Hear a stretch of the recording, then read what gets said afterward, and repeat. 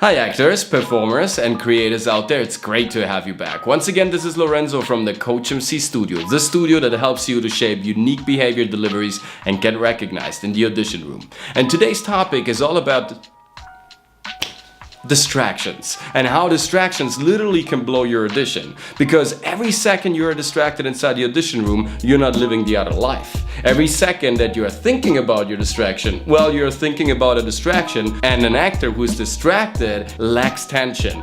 And an act that lacks tension is an act full of So in order to prevent that, I'm gonna share with you some powerful tools and tricks that you can use right away inside the audition room on how not to get distracted by analyzing those distractions, eradicate them forever, or even use them to your own benefit to really nail your audition. Like the great master Bruce Lee said, an outstanding warrior is an average man with a laser-like focus. So thus said, let's jump right into the audition room and let's see what's cooking.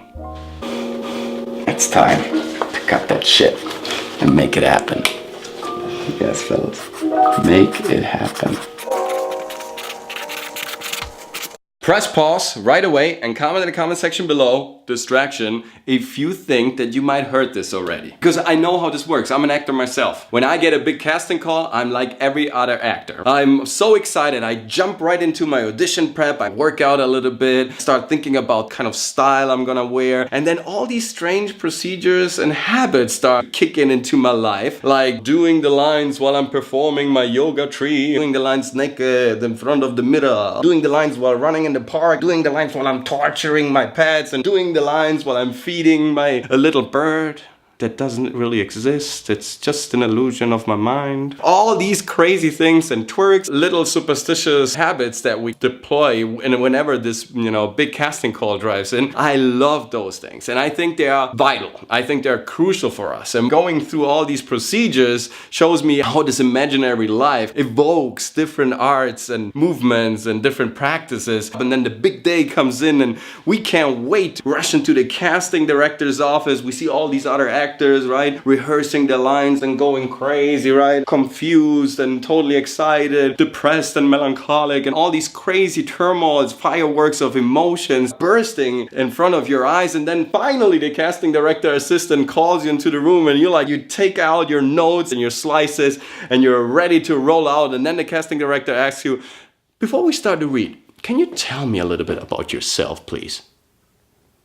What? About myself? I'm not myself. I don't want to be myself. I want to be this other guy. I've worked so hard to be this other guy for days, for weeks. Now, this casting director, this director, they asked me to be myself. What should I tell, right?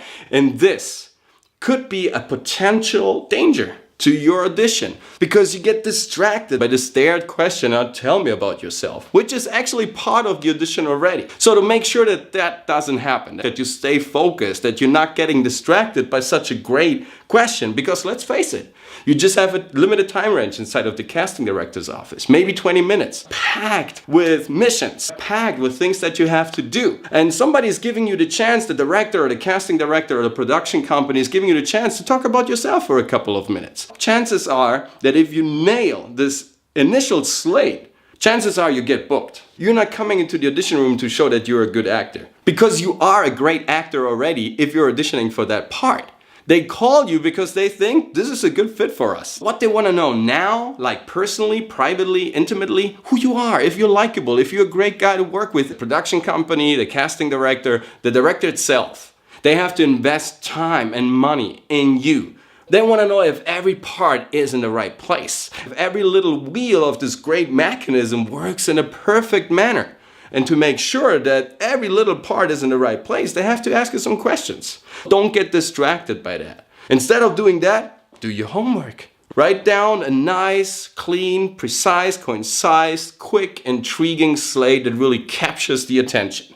Don't brag too much about data, statistics, informations, awards, and how many movies you did, because if you start with numbers, vectors, the brain cools down and the casting director and the director, they will mentally check out on you. They always try to put a personal, intimate, passionate note about the things that you do. Tell about your hobbies, tell about what you really love to do in your private time. Tell about those things in an intriguing way so they get curious about you. Don't open up too much, don't overextend, don't brag, and then boom, go over to your reading procedure. If you really don't feel like doing this little initial slate, you can also say that. When the casting director, when the director is asking you to tell about yourself, it's already part of the audition. You're inside of the audition room. It's a warm-up. And have fun with it. Fresh, fire, focus, fun. And then boom, jump to your reading and nail that. 99% of casting directors and directors out there, they will surely recognize if you're just honestly, humbly saying, you know guys, I'm just focused on reading right now. Let me just do the reading first and let's chat later. They will be okay with that. Don't worry about it. But when you do the slate, nail the slate in the most remarkable way. Don't get distracted by it. Use it as an empowering momentum to really boost the audition. Number 2.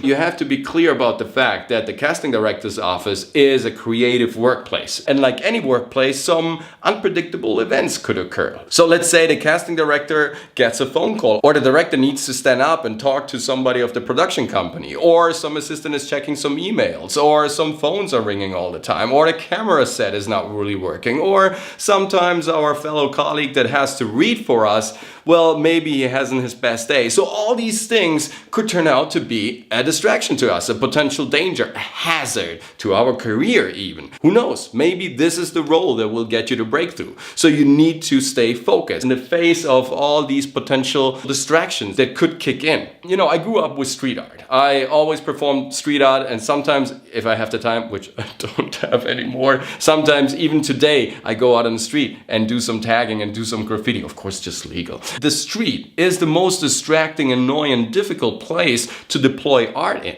because there's always a lot of fuss, there's always a lot of noise, there are always people commenting and dropping some remarks about your art, there are always people skateboarding, smoking, listening to some music. There's always a lot of stuff going on and things are, you know, smashed on the ground. You never know what could happen on the street when you're doing your graffiti, when you're doing your art. So you had to be quick, you had to be concise, precise, and you had to be great. Your art has to look great, because if it doesn't, you know, your fame goes down, and fame, that's all that matters on the street. Performing street art helped me a lot throughout my acting career when it comes down to focusing, especially inside the audition room, because I was used to all the noise, because I was used to all the fuss, I was used to all the comments and, you know, the whispered remarks in the back. I was used to all that. So for me, it was no big news anymore when I stepped in the first time inside the audition room that, you know, suddenly people were talking or whispering, somebody was writing or taking some notes.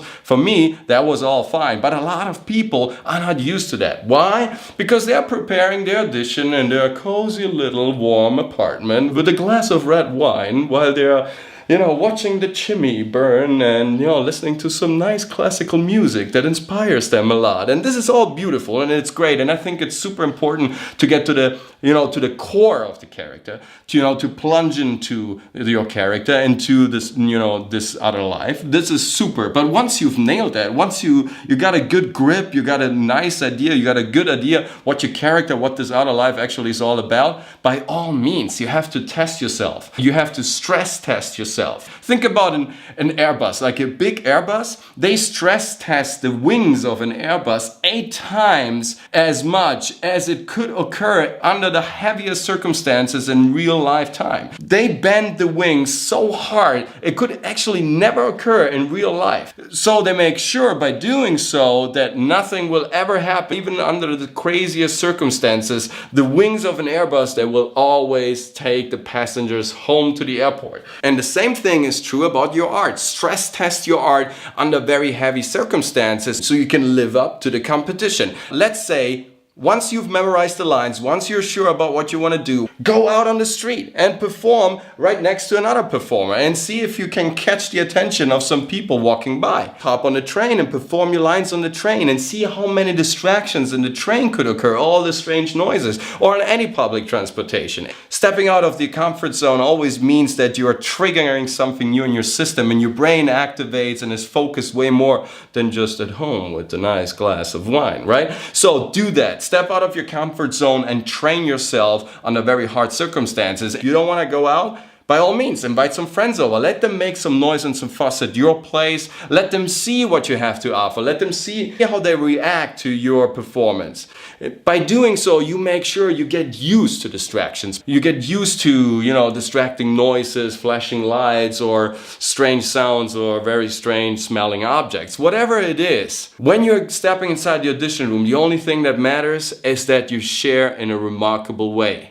Period. And to do that, you have to make sure you're ready for whatever may come. And by doing so, also you stay flexible, because it could be that the director on this day is in a totally different mood, and that he wants to deviate from, the original picture, that he wants to deviate from the initial scenes that, he sent you over. And he wants to see something else just for the sake of it, because he wants to, discover something else. So in order to stay flexible and to change your route, to change the path of whatever you have prepared, this is also a good method on staying transparent, on staying generally focused, not just delivering something that you've prepared like, Amazon, that you're in there and that you are unboxing this treasure chest of yours, and every time he's asking for something else, yes, make sure that it's no problem, that it just happens flawless, seemingly flawless. Why? Because you have prepared yourself under very hard circumstances, because you made your homework, because you know exactly that some unpredictable events could occur. And I'm not just talking about distractions like noises. Maybe it's just that somebody asks you, you know what, I've seen this a couple of times, let me see it in a different way. Make it mutable. It's like an unstable virus. Your audition is this organism that isn't ready, that is not a solid form already. That will happen later on set, after the editing process and coloring and everything. Then it's a solid product that, gets shipped out. Before that, it will be vivid, organic, and alive. And you need to be alive and not distracted. So make sure to get through these routines, make sure to apply those power tools and see what you can do with your performance, see how crazy you can get, and then get back to yourself and then get the audition, get the part, book the role, impress people, and have fun with it.